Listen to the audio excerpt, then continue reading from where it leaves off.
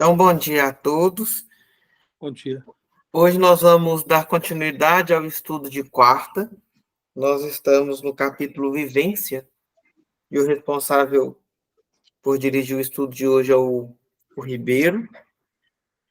Então, para a gente dar início, vamos elevar o nosso pensamento a Jesus, nosso amigo de todos os momentos, e agradecer pela permanência dessa tarefa que nos coloca em sintonia conosco mesmo, com a nossa essência, e principalmente com os bons espíritos, que bondosamente vêm nos inspirar e fazer desse momento um momento de refazimento, de cuidado e de instrução a cada um de nossos corações que querem estar melhores dia a dia. Bons amigos espirituais, faça desse momento um momento onde os nossos corações possam ser amparados e que as energias que por aqui passarem possam ser contribuição para todos aqueles que necessitarem dessa pequena parcela de amor que já temos condição de oferecer. Bons amigos, inspirai hoje o nosso irmão Luiz Ribeiro para que, junto ao seu mentor, possa nos trazer da melhor forma possível os esclarecimentos por ele preparados e dai aos nossos corações a responsabilidade de contribuir no estudo de hoje. Fica conosco, Jesus. Fica conosco, bons amigos espirituais, hoje e sempre. Que assim seja. Sim, sim. Ribeiro, fica à vontade. Bom dia a todos, né? Informa que você vai ler de novo. Eu vou fazer uma leitura aqui anterior, né? Que nós paramos, se não estou equivocado, no segundo na página 62, que começa com a falta de estímulos. Eu vou voltar aqui na página 61 e no último paro diz assim: de saída é bom que se diga que a mediunidade não é uma improvisação nem um acontecimento fortuito. Pelo contrário, ela faz parte da constituição orgânica do indivíduo e tem suas raízes plantadas em causas e decisões anteriores ao momento da eclosão. Por isso, é impossível que uma determinada pessoa não sinta quando possuir sensores da mesma forma como não se pode evitar a inteligência, o uso da razão, a fala, a audição, etc. Ante a constatação de que se é portador de mediunidade, tem a criatura direito a consultar o seu livre-arbítrio, decidindo-se entre educá-la ou não. Optando pela primeira alternativa, investirá no aperfeiçoamento dos seus registros, criando condicionamentos seguros para um exercício voluntário e disciplinado. Preferindo a indiferença ou a recusa, estará rejeitando uma dádiva da vida para o seu desenvolvimento espiritual, abandonando um excelente roteiro evolutivo, trocando por outros talvez de menor valor qualitativo. A gente tem no nosso conhecimento, né, muitas pessoas que acabam abandonando aquela tarefa do desenvolvimento da mediunidade, né, sem ter, às vezes, o conhecimento de que aquilo foi realmente uma missão a ela determinada, por questões até anteriores, né, à sua passagem aqui atual. É importante que, se por acaso ele não tenha condições, seja de saúde, ou seja, uma condição até de não assumir a responsabilidade, que realmente é um trabalho bastante difícil, né? Não é uma coisa simples, porque o fato de você entrar numa sessão espírita receber a entidade, né? Fazer transmitindo as mensagens que a entidade traz. Mas isso não é, a mediunidade não é só isso, né? É um estudo constante, um desenvolvimento da mente do médium que se amplia a cada estudo que ele faz, das experiências que ele processa. Isso é trabalhoso, é cansativo, né? E as pessoas que têm a mediunidade muitas vezes não assumem essa responsabilidade, infelizmente para ele, porque isso será cobrado numa próxima etapa, né? A gente tem visto, né, por experiências, essas dificuldades no dia a dia. Muitas vezes o médium ele se sente assim numa posição de muita importância, né? Porque eu tenho o dom da mediunidade, né? Eu fui bafejado, né, pela espiritualidade maior para eu ter essa importante doutrina. Ela é realmente muito importante, mas que não deve ser levada com soberba, né, com orgulho. Pelo contrário, é o desenvolvimento da humildade, né, e da caridade com aqueles irmãos que eventualmente são recebidos, né, pelo médium. Então, ele fala aqui no final, preferindo a indiferença ou a recusa, estará rejeitando uma dádiva da vida para o seu desenvolvimento espiritual, abandonando um excelente roteiro evolutivo, trocando por outros talvez de menor valor qualitativo. Muitas vezes, no momento que a pessoa, o médium, tem conhecimento das dificuldades que ele encontrará, na dedicação que ele terá que fazer, ele realmente acaba esmorecendo. E o que acontece? Ele busca, algumas vezes, saídas em outras tarefas, às vezes não tão importantes como a mediunidade, para justificar que ele não está sendo o desenvolvimento da mediunidade dele, mas que ele está trabalhando uma outra tarefa para a casa espírita. Mas o fato é que ele veio com a missão da mediunidade. Então, né, mais uma vez eu repito aqui, a cobrança virá e ele terá muitas dificuldades nessa passagem aqui na Terra ou numa futura. Continuando o texto aqui, ele diz assim, ó, Só um pouquinho, Ribeiro. pois não, desculpa. Vou dar um palpite aqui. Existe uma falsa crença de que aquela pessoa que vem com a capacidade mediúnica e não a exerce, ela tem inúmeros problemas. Mas a espiritualidade já nos deixa muito claro que é melhor não exercer do que exercer errado. Por isso que eles falam muitas vezes que é melhor refutar várias verdades do que aceitar uma mentira.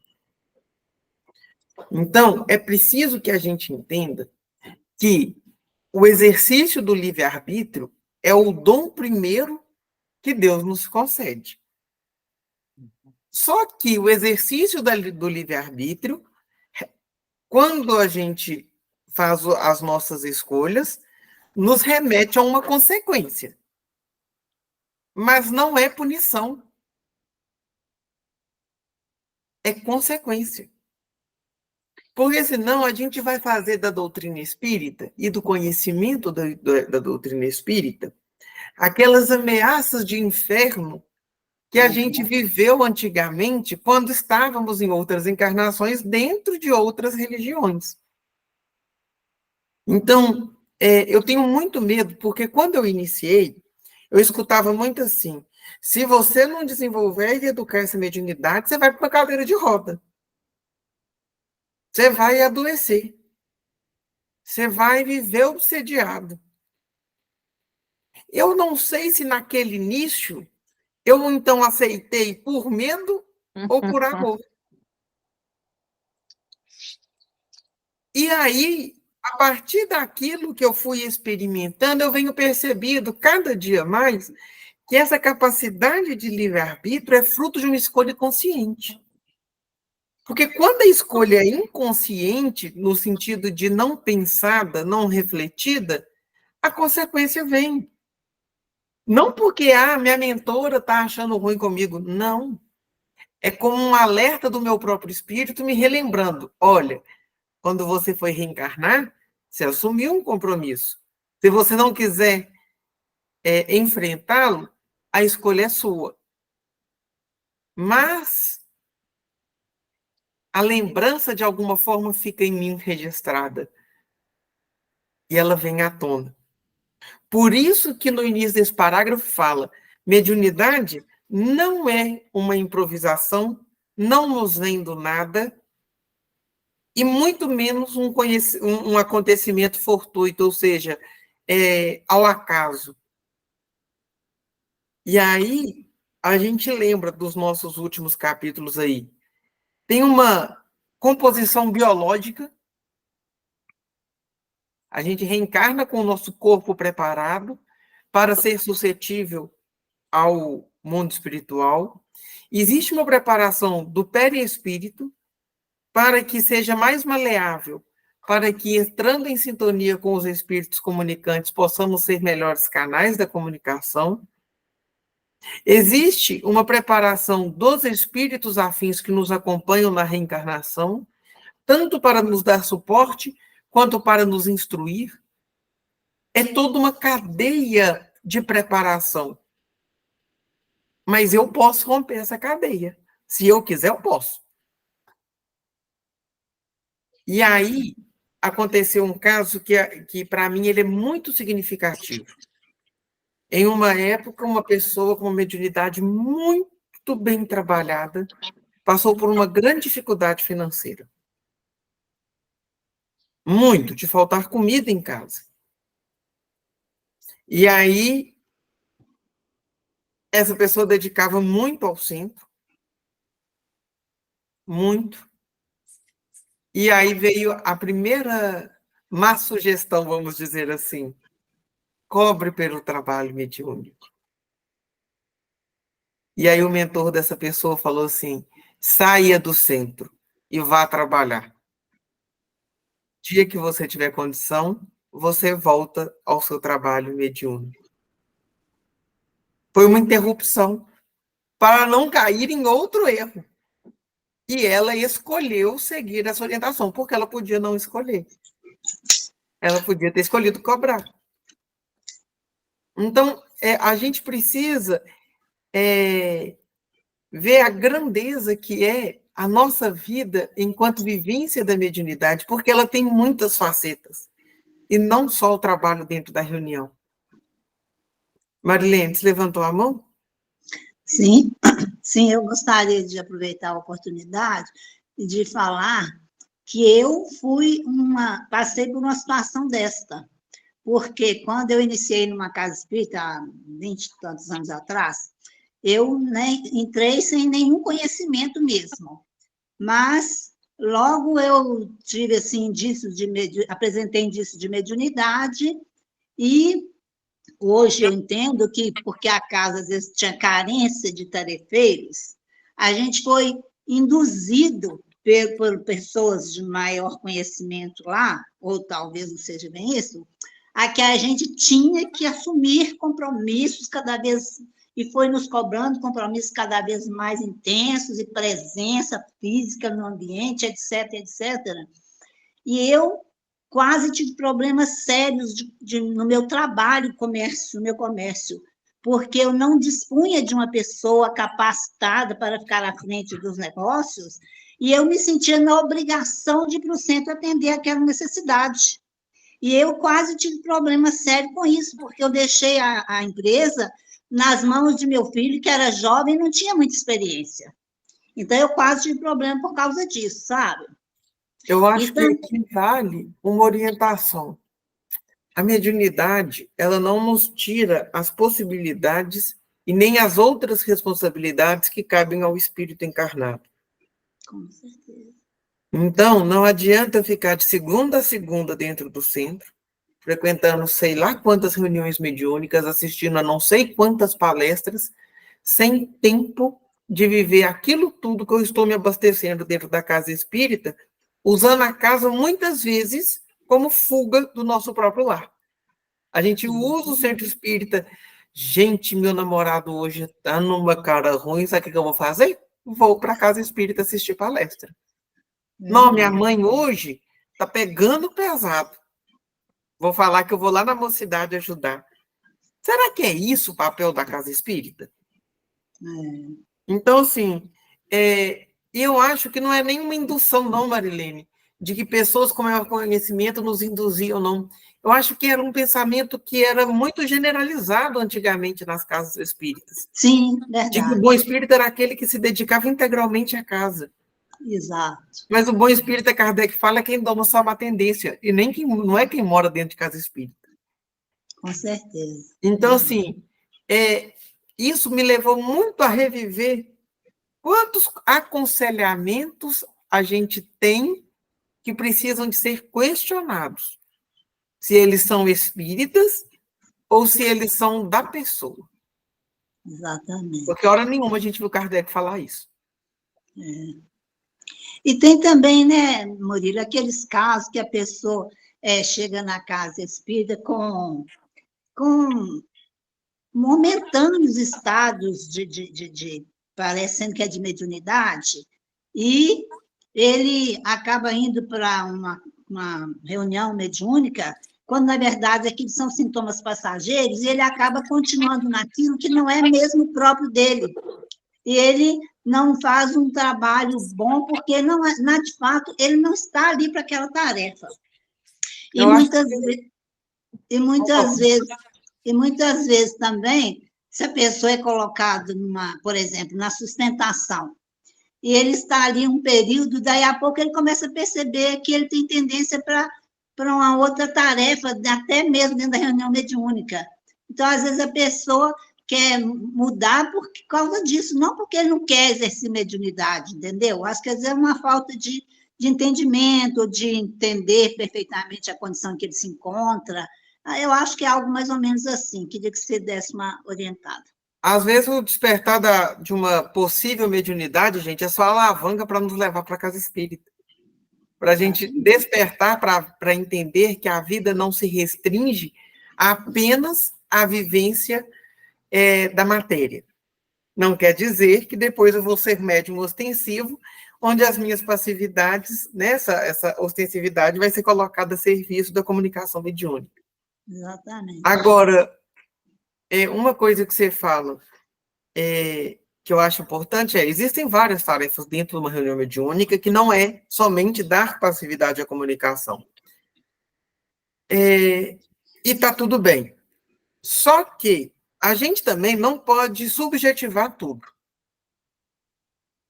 Porque muitas vezes a gente foge. Eu sou médium ostensivo, mas eu quero ser só dialogador para não dar passividade ao espírito. Porque uma coisa que médium é teimoso. Eu não conheço até hoje na minha vida um que não seja, inclusive eu. Não estou falando de ninguém, estou falando de mim. Quantas vezes a espiritualidade fala, faz determinada atividade? A primeira resposta, não. É verdade. Então, existe uma teimosia também espiritual, que é desta encarnação, mas reminiscência de outras tantas, que muitas vezes nos levam a fugir do compromisso. E aí o que entra é a disciplina. Então, se assumir o compromisso, honre. Ou vocês estão achando que toda reunião mediúnica, todo domingo de manhã, eu estou louco de vontade de ir para o centro? Que é o horário da reunião mediúnica onde eu frequento. Claro que não. Tem dia que eu estou louco para desligar o despertador e dormir até meio-dia. Então, existe também essa não relativização do compromisso. para que a gente não caia naquela questão de tomar do próprio veneno. Né? Se você já foi despertado, ok, esforce-se para honrar o compromisso que foi assumido. Aí, desculpa aí, falei demais. Sempre você traz assim para nós uma visão diferente, né? Isso é muito importante. Então, conhecimento que você tem da mediunidade, né, da linha da doutrina espírita em si é muito importante para todos nós, é um aprendizado. Obrigado. Continuando com o texto aqui, diz assim: a falta de estímulos acaba por emperrar as engrenagens especializadas responsáveis pela mediunidade, bloqueando a sintonia, que, no entanto, poderá continuar produzindo sinais mediúnicos fragmentários e ocasionais ao longo da existência, podendo cessá-los completamente. Compararíamos a mediunidade assim abandonada a uma enxada no monturo ou a uma lente largada às intempéries. A primeira se enferrujará, perderá o fio, inutilizando-se, e a segunda se cobrirá de mofo, distorcendo imagens e adulterando-as. Eu acho que a mediunidade, assim como outras situações da nossa vida, se você não trabalha, se você não exercita, né, ela realmente acaba parando, né? Simplesmente não acontece. A gente vê os casos de esportes, né? Ou mesmo assuntos de faculdade. Se você não lê, se você não estuda, se você não desenvolve, você fica na mesmice, você fica paralisado. E a mediunidade não é exceção, principalmente porque ela, por ser uma situação diferenciada das demais, você está envolvendo aí a espiritualidade, né? Então, seria muito mais conveniente, né, se a pessoa pudesse continuar. Mas é como eu disse você, né? Muitas vezes a pessoa tem as suas dificuldades e a espiritualidade superior, ela sabe, ela consegue enxergar as dificuldades que essa pessoa está encontrando e quase que dá um desconto para ela, né, num primeiro momento. Mas eu volto a falar, né, essa questão, ela pode e será cobrada numa próxima vivência. Então a gente deve ter isso sempre em mente. É para dar uma parada? Ok. Vamos continuar? Vamos, né? Eu tenho, particularmente, nós temos uma situação aqui em casa da minha filha, que até não mora aqui, ela tem uma mediunidade assim, muito importante, né? Não só da psicografia, como também da vidência. Enfim, ela tem uma mediunidade bastante aflorada. Então. Mas pensa numa pessoa difícil para encarar essa responsabilidade e continuar desenvolvendo. E sofre muito, né? O Murilo tem conhecimento sobre esse caso, ela sofre muito, porque ela não é uma pessoa má, pelo contrário, ela tem um coração enorme, mas muita dificuldade para fazer o estudo da mediunidade, o desenvolvimento da mediunidade. Fora, Ribeiro, pois não. às vezes, o incômodo no médium é menor no não desenvolvimento do que na responsabilidade de assumir. Como é que é? Porque a gente, Volta, não entendi. às vezes, o incômodo do médium que não passa pelo processo da educação mediúnica, Sim. ele é menor do que assumindo o compromisso. Porque muitas vezes a gente, pelo menos eu fui ensinado que mediunidade é pesado, é somente restrição, é falar não para quase... Gente, quando me apresentaram mediunidade, me pintaram um quadro de terror quase. Foi assim que eu aprendi. Até que eu sentei, fui estudar e fui ver, e fui vivenciar, fui experienciar o que era, e tirar os pesos que eu aprendi a colocar, não foi simples. Porque era quase que uma ameaça. Eu acho que a grande importância de estudos como o nosso é desmistificar isso e trazer que mediunidade pode ser vivido com leveza, com tranquilidade. Porque se for para ter mais um peso, eu também não quero. Sabe, eu já tenho o peso do trabalho, eu tenho o peso do estudo, eu tenho o peso dos relacionamentos, é tanta coisa que a gente precisa de sobreviver quando encarnado, é tanta coisa que se a casa espírita, ao invés de ser consolo, ser peso, eu também prefiro não desenvolver, não atuar como médium. Isso nos leva a uma responsabilidade, enquanto participantes de casas espíritas, na recepção dos novos médiuns que vão chegando. De mostrá-los e ensiná-los mediunidade pela mediunidade, e não pelos achismos que a gente carrega ao longo dos anos de casa espírita. Então, tem médium que acha que ele é o tutor, não pode receber outro médium.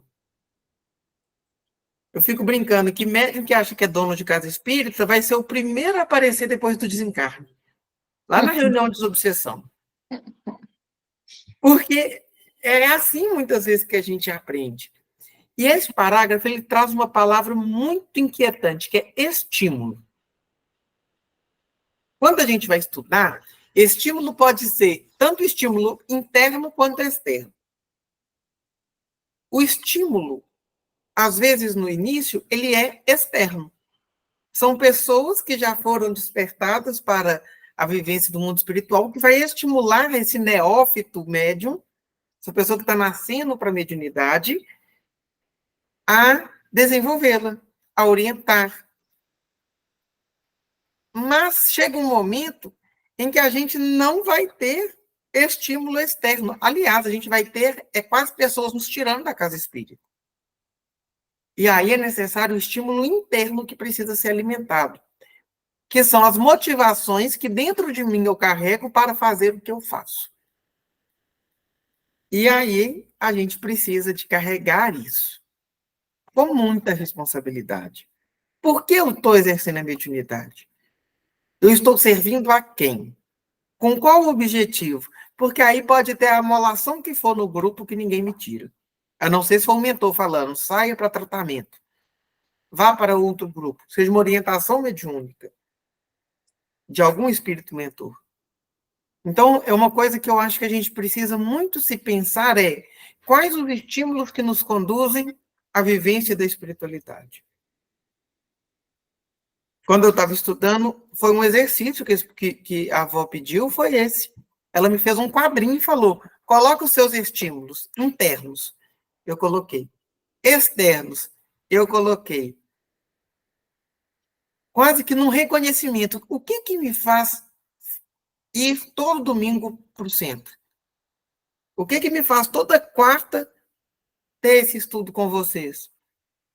O que me faz querer assumir uma solicitação de um espírito que pede para fazer um curso aí que mais para frente nós vamos fazer dentro do Mundo Luz? Às vezes a gente precisa de desenhar mesmo, gente, os nossos estímulos para a gente reconhecê-los. Então, qual que é o estímulo para manter seu casamento?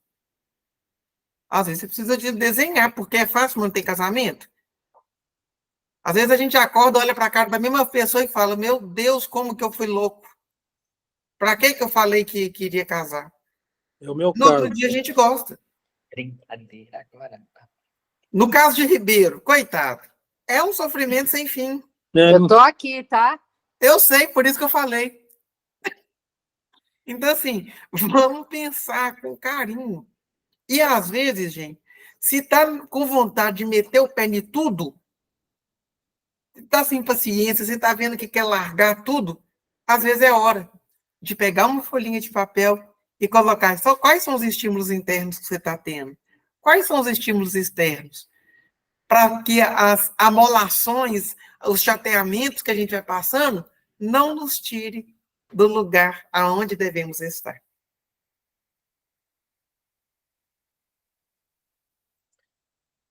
Bom, continuando aqui, o texto diz assim: pessoas há que estão de tal modo ligadas a um compromisso de redenção, através da ajuda aos desencarnados, por meio da mediunidade, que são despertadas para a tarefa mediante severa e às vezes demorada constrição provocada por esses espíritos, para acordar-lhes as consciências para o cumprimento dessas responsabilidades assumidas.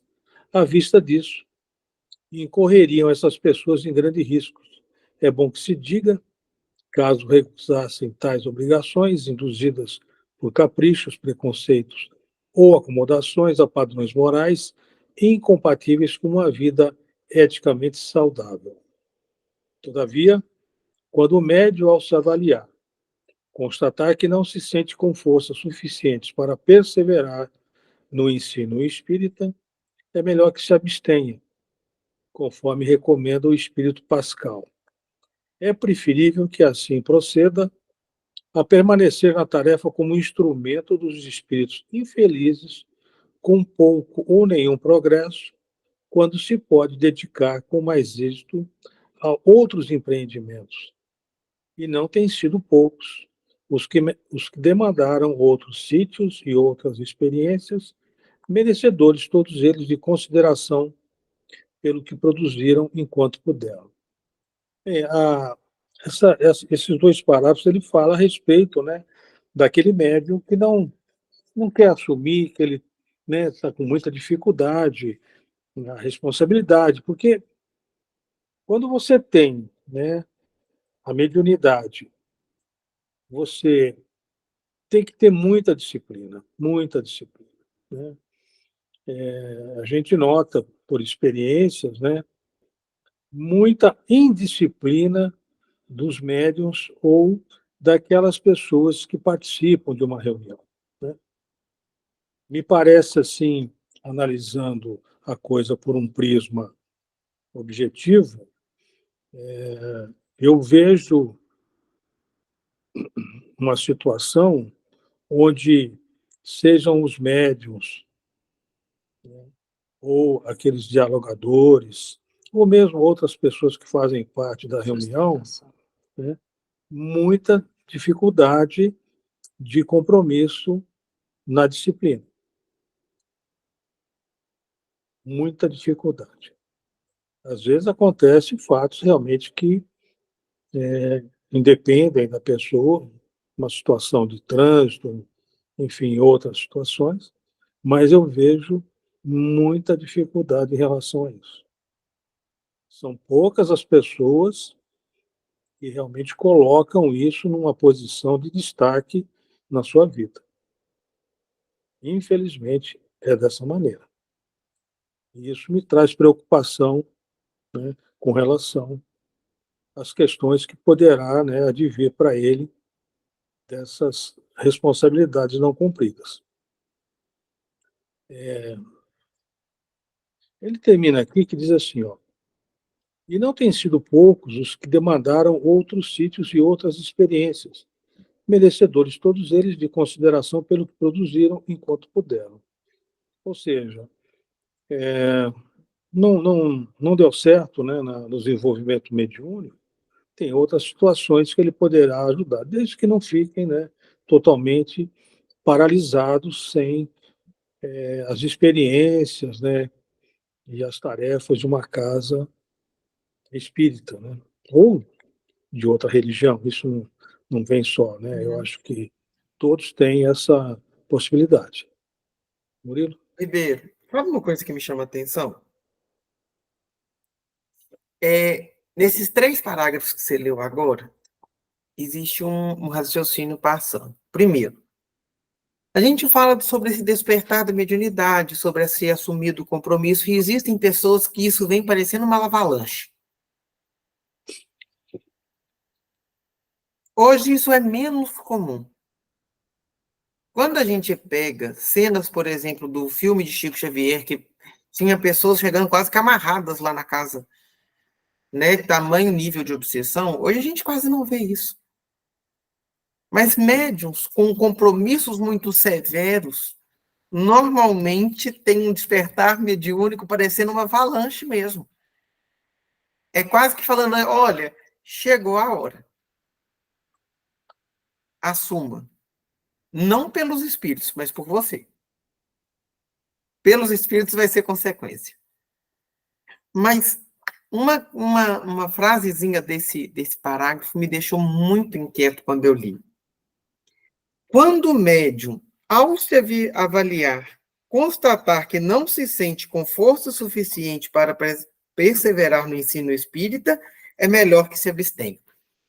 Mas não é chegar e falar, não, gente, estou despreparado, não quero assumir, não, tá? Não é isso. Primeira coisa, avaliar. A gente avalia alguma coisa com 5 minutos? Não. Isso aí é uma opinião, muitas vezes pautada num preconceito, numa preguiça de pensar. Isso é infundado. A avaliação requer tempo, requer subsídio. Para eu avaliar um aluno, eu preciso do subsídio de uma prova ou de uma conversa, não é assim? Para quem é professor? E para eu avaliar se eu tenho ou não força suficiente para, ao perseverar numa tarefa mediúnica, eu também preciso de elementos que vai subsidiar essa análise. Então, se o médium se avalia, ele já passa o primeiro passo. Como se avaliar enquanto médium? Acredito que inicia sendo para qualquer pessoa a recomendação da questão 919A do Livro dos Espíritos, quando Santo Agostinho coloca para a gente sobre a revisão de consciência. Ele coloca para a gente ali, o que nós deveríamos fazer ao final de todos os dias, como uma revisão espiritual da nossa consciência, como um reavaliar da nossa conduta enquanto espírito. Ele deixa um passo a passo lá para nós. Aí, isso é comum a qualquer pessoa. E a nós médiums? O que é requerido ao médium para a atuação? É a disciplina de constância naquele dia e naquele horário dentro da casa? Sim. Às vezes o esclarecimento do que é e o que não é prioridade. Nós estamos em um tempo onde elencar prioridade é quase impossível, porque a gente está numa época de sermos imediatistas.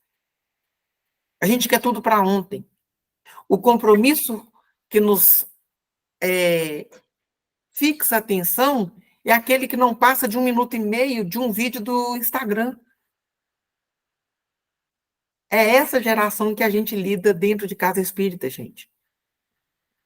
Então, como fazer para que o compromisso de assiduidade, dentro do compromisso da casa espírita, que precisa daquelas pessoas toda semana, naquele mesmo horário, dentro da reunião mediúnica, olha, se a gente não conseguir fomentar o engajamento, daqui a pouco não tem reunião mediúnica. Para além de um compromisso de obrigação. Porque uma outra coisa que temos sido marcados por esse tempo é a capacidade de não imposição de regras. O estar por estar, o certo pelo certo, nem sempre é o suficiente. Se algo em mim não me desperta para querer estar ali, ninguém me obriga a estar. E essa é a dificuldade de toda casa, ultimamente. Inclusive dentro dos ambientes domésticos, gente.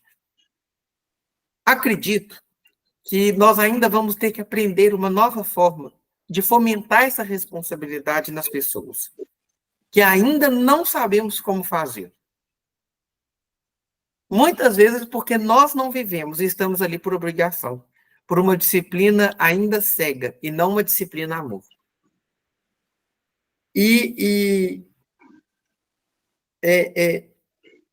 Quando a gente conseguir viver, a gente aprende a como lidar com isso com o outro.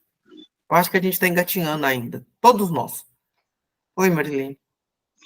Você começou a responder o que eu ia te perguntar, mas eu insisto na pergunta. em se tratando da reunião mediúnica, de uma reunião mediúnica, o que você acha que se pode fazer para fomentar o engajamento? Quem dera se eu tivesse essa resposta, eu estaria usando ela assim maravilhosamente. Mas eu acho, Marilene, que é uma tentativa, não existe regra. Cada grupo mediúnico ele é um. Cada casa tem uma forma de lidar. Ultimamente, eu tenho tentado deixar muito claro aos médiuns e aos dialogadores, aos sustentadores, primeiro, a responsabilidade. O Vitor também chamou. Não só sobre ele, mas sobre o grupo, sabe? Então, por exemplo, quando um dialogador falta, o que aquilo implica para o grupo inteiro? Porque às vezes a gente não se preocupa tanto com a gente, mas a gente se preocupa com o que a gente gera no outro. Uma coisa que a gente tem tentado fazer, e isso gera desconforto, porque numa casa igual a nossa, aqui em Esmeraldas, nós temos 60 médicos. É diferente. E é difícil. Mas é difícil. Às vezes é sentar, e é o que eu tenho começado a fazer, com um por um dos que não têm conseguido assumir o compromisso, falar, ok, o que você quer? O que está acontecendo? Porque reunião mediúnica não é para ir quando dá. E alguns estão optando em não voltar à atividade mediúnica, se colocar em serviço em outras atividades. Ótimo. Então, me desobrigue de te cobrar da responsabilidade da mediunidade. Porque o mau exercício da mediunidade, muitas vezes, cai uma responsabilidade para nós que somos dirigentes da reunião mediúnica. E eu não quero assumir a responsabilidade de alguém que primeiro não responsabilize por si mesmo. Não acho que o dirigente tenha essa responsabilidade, não é assim que eu enxergo. Então, queria muito ter a resposta assim, faça esse passo a passo. Mas não tenho e ninguém nunca me passou. E eu falo que se algum dia alguém descobrir, por favor, me passe. Para que eu aplique primeiro em mim. Sabe, eu acho que a gente ainda tem que redescobrir, principalmente, como fazer isso nesse tempo. Eu acho que é o grande desafio da casa espírita, as casas religiosas em geral, é entender que nós não estamos há 40, 50 anos atrás, onde o senso de disciplina e responsabilidade funcionava de uma outra forma. A gente ainda não sabe como que funciona nessa realidade que a gente está vivendo.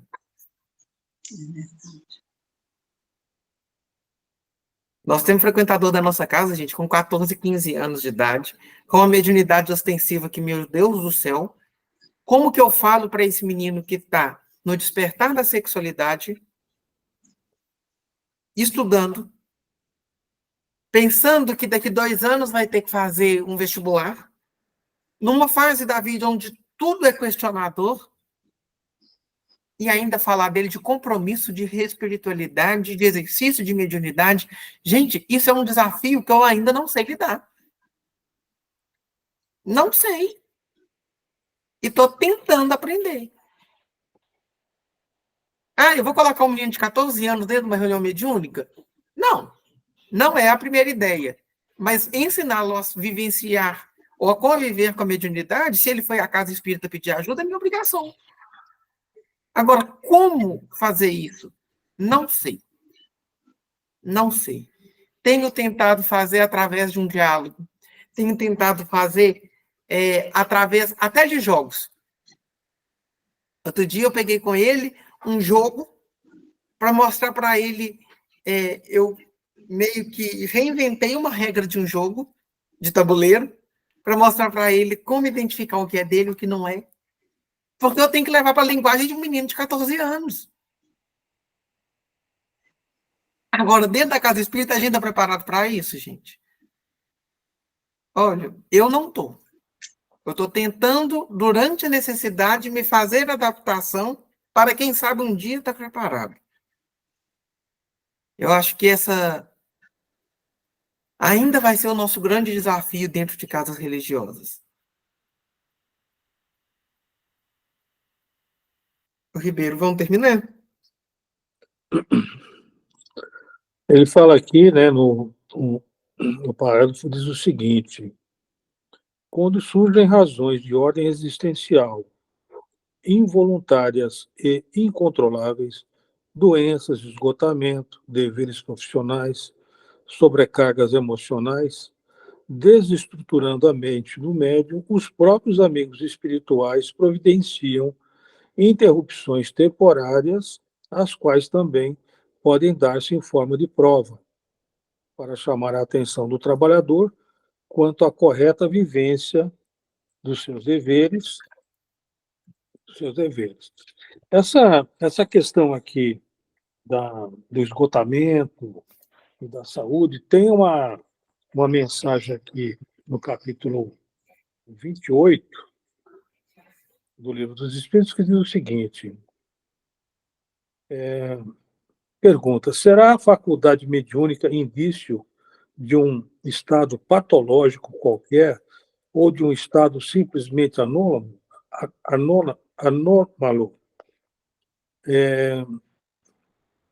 A resposta é anômalo às vezes, porém não patológico. Há médiuns de saúde robusta, os doentes o são por outras causas. E um segundo questionamento diz assim: o exercício da faculdade mediúnica pode causar fadiga? A resposta é: o exercício muito prolongado de qualquer faculdade acarreta fadiga. A mediunidade está no mesmo caso, principalmente a que se aplica aos efeitos físicos. Ela necessariamente ocasiona um dispêndio de fluido que traz a fadiga, mas que se repara pelo repouso. E a terceira diz assim: por que o exercício da mediunidade ter de si mesmo inconveniente do ponto de vista higiênico, a abstração feita do abuso? Ele diz assim: há certos casos em que é prudente e necessário mesmo a abstenção, ou pelo menos o exercício moderado, tudo dependendo do estado físico e moral do médium. Aliás, em geral, o médium o sente e, desde que experimenta a fadiga, deve abster-se. Essa semana, a gente fez um comentário a respeito da questão de a pessoa ter algumas tarefas no mesmo dia da reunião mediúnica. Por exemplo, tem a situação do exercício da mediunidade na reunião mediúnica, depois a pessoa vai para o passe, ou vai para o acolhimento, entendeu? Só um minutinho, Vitor. E aí, né, nos chamaram a atenção com relação a isso.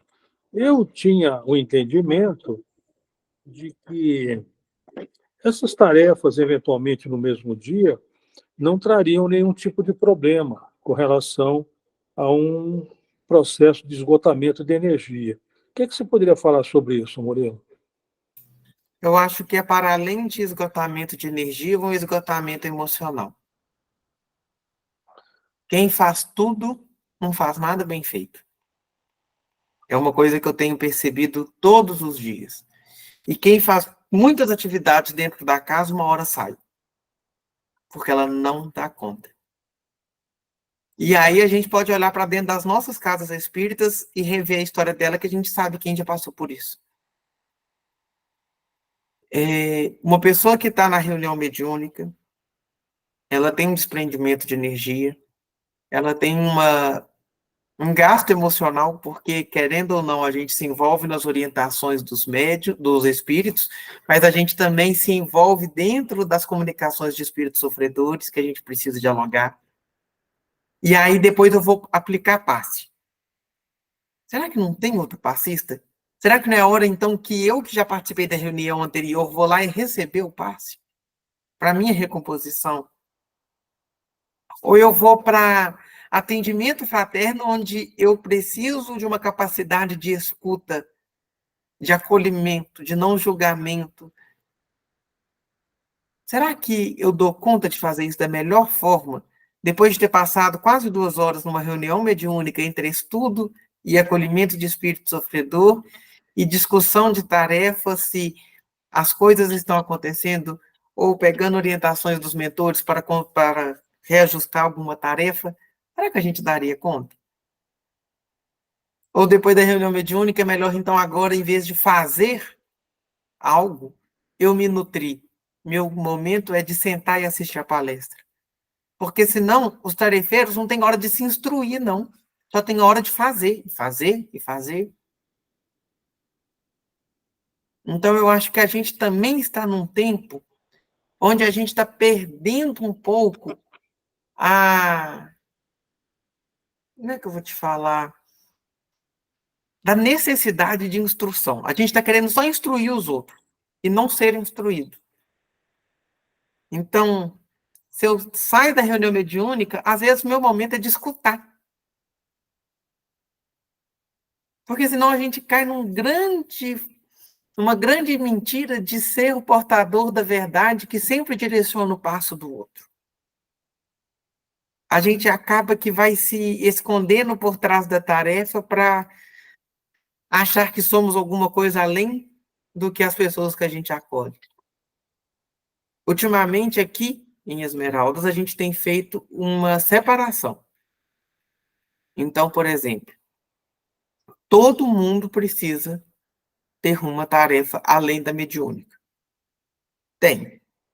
Um vai ajudar a tirar mato da grama, o outro vai ajudar a limpar o centro, o outro vai fazer a questão das redes sociais, o outro vai fazer o estudo de quarta, que é responsabilidade minha, outro grupo vai fazer o Evangelho no Lar pelo Instagram, para que não fique acumulando.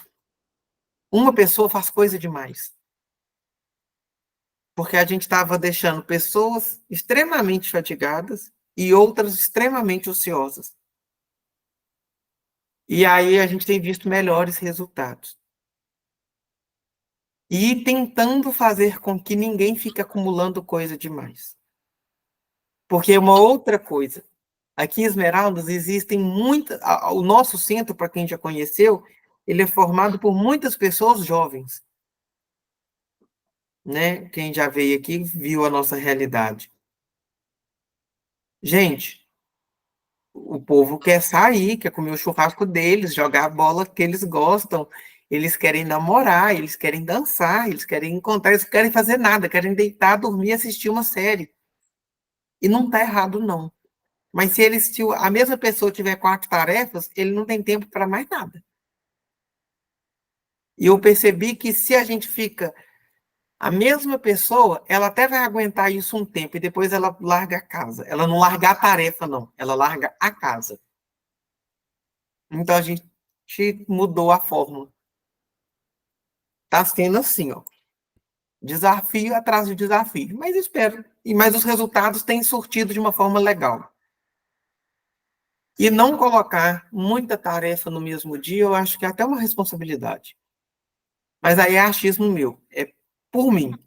Eu não gostaria de fazer 2, 3 atividades no mesmo dia, porque eu acho que em alguma eu não faria bem feito. E um acolhimento fraterno mal feito é melhor não fazer. Porque senão eu acabo com a pessoa que eu estou acolhendo. Eu não estou instruindo a ele da maneira como eu devia. Eu não estou ouvindo a necessidade dele para ser inspirado pelos espíritos, para passar um direcionamento legal. Às vezes eu vou escutar e não vou nem lembrar de um livro que eu podia orientar ele a ler, que podia ajudar dentro da demanda que ele traz.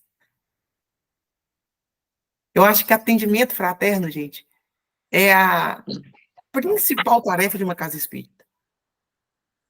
E é a que mais a gente precisa de estar 100% inteiro, sem nenhum viés, porque escutar o outro não é fácil. E, principalmente, tem instrução que quem acolhe não tem que acolher e se colocar no lugar de... Porque acolhimento fraterno não é terapia. É acolhimento. Mas eu tenho que sair dali com algo. E sair com o quê? Se eu não estudo para ter um referencial para levar para aquela pessoa que eu estou acolhendo. Então, às vezes, em vez de dar 3 tarefas, a pessoa que está lá no acolhimento fraterno, ela precisa estudar. Porque se eu estou acolhendo alguém, porque se eu estou sendo acolhida, eu não quero só falar, eu quero algo da pessoa. Que seja um sorriso, um aperto de mão. Ou às vezes falar assim, olha, eu te escutei, eu te entendo. O livro X fala sobre uma história muito parecida com a sua. Vai lá na biblioteca, busca, tenta ler. Agora, se eu estou no acolhimento fraterno e não tenho tempo para estudar, como que eu vou dar algo para aquela pessoa que está vindo buscar? Pense em Jesus. Todo mundo que ele acolheu, algo ele deu para subsidiar a continuidade da caminhada da pessoa. É sempre, não vá e não peques mais. Mas nós não somos Jesus de ter uma grandeza espiritual, de fazer um refazimento da pessoa só pela nossa presença. Mas a gente pode fomentar a vontade da pessoa ou instruir a pessoa a dar passos diferentes. Mas eu acho que a gente não tem como se preparar para isso tendo 2, 3 atividades no mesmo dia. Não acho. Denise levantou a mão aí. Bom dia, gente. Desculpa, eu não sei se minha voz está dando para entender. Tá. Mas eu vou falar para vocês assim, na palavra bem coloquial mesmo. Às vezes a gente desprende demais energia e acha que a gente tem ainda energia necessária para fazer outras tarefas, porque colocaram na cabeça da gente exatamente que quem faz são os espíritos e a gente é só um condutor. Só que a gente esquece que nós somos matéria e matéria desgasta. Então não tem como você dar conta de um monte de coisa ao mesmo tempo, mesmo porque no livro dos Espíritos fala que se você fez algo que desprendeu a sua energia, porque mesmo que seja espíritos que estão fazendo, que estão comunicando, que estão dando passe, você é o condutor. Você necessita de descanso, porque quando você faz isso em excesso, constantemente, você vai ter o ônus, vai ficar totalmente desgastado uma hora ou outra e não vai dar conta mais. Porque nós não temos a energia de um espírito, não. Nós estamos aqui exatamente de matéria. A gente acaba. É isso que tem que ser entendido. E o livro dos Espíritos, eu não lembro a questão exatamente, mas o meu livro dos Espíritos não está comigo aqui agora. Tem essa questão. O descanso, ele tem que ser necessário para o ser humano. Quem faz esses tipos de trabalho de desprendição de energia. Passe, mediúnica, receituário, acolhimento fraterno, coisas que você precisa ser em dias diferentes. Não vai querer fazer tudo de uma vez, não, porque o ônus vai vir para o seu corpo e você não vai dar conta mais. Se você achar qual questão que é, manda para a gente. Mando sim, tá? Manda lá no grupo para nós. Mas é isso, não sei se eu respondi. Essas questões, acho que depende de cada um, né, de entender a responsabilidade, né, assumida. Então, a gente procura contemporar, né, as situações, orientar, esclarecer, né, porque se existe um pessoal com milindre, é o médium, né? Nossa Senhora, brincadeira. Então, se colocam numa posição assim, num nível mais alto. E aí, quando você vai falar alguma coisa, não, mas espera aí, eu sou médium, eu estou acima dessa. Então, a primeira coisa que eu acho que o médium teria que ter é a humildade, né? Infelizmente, isso não acontece com uma certa frequência. Mas continuando aqui, diz o seguinte. Eu vou mandar para vocês, só um pouquinho, eu vou mandar para vocês um textozinho e um videozinho, é bem curtinho, do Raul Teixeira, falando sobre o descanso necessário. Eu achei nas minhas coisas aqui, eu vou mandar para vocês. Ok. Bom, finalizando aqui, diz assim: não há, portanto, como e por que considerar-se a mediunidade um estorvo, uma carga a tolher movimentos e a dificultar a caminhada. Quando, ao contrário, elas se nos afigura um farol derramando claridades sobre a rota evolutiva. Se aceita com alegria e responsabilidade. E aí vai por aí, né? Disciplina, humildade e outros itens que eu acho que traz, né, para o médium uma melhor aceitação da tarefa e o desenvolvimento dele, né? Mas cada um é cada um, né, senhor Murilo? Cada um é cada um. Nós vamos seguindo. Eu acho que cada um é cada um, mas tem coisa que cabe a todos. E aí, o que a gente precisa é exatamente o que você falou, Ribeiro. É o reconhecer pela humildade que eu não sou especial. Infelizmente, a gente ainda cai naquela necessidade de ter que aprender extrapolando o limite que nos cabe, né? Mas a gente pode aprender por amor. É só não deixar passar desse limite, né? Gente, a gente encerra hoje esse capítulo. Semana que vem nós vamos falar sobre educação. É o próximo capítulo. Quem vai falar sou eu. Mas aceito passá-lo para frente se alguém quiser pegá-lo. Viu, Rosana? Eu sou da próxima, meu bem. Não, você ainda é obstáculo. Tem o exercício que é a Marilene. Vamos. Ô, Rosana, aproveita que você está, então faz a prece para a gente encerrar. Faço sim. E agradecendo mais uma vez todos os ensinamentos que tivemos nesta manhã, continuamos pedindo a proteção e o amparo de cada um de nós, como médiuns, como espíritas, como estudantes da mediunidade. E agradecemos pelas oportunidades que estamos tendo no aprendizado. Obrigada, Senhor. E continuemos, cada um realizando a tarefa que se determinou. Agradecemos e pedimos. Cubra todos os nossos lares com paz, tranquilidade, amor fraterno.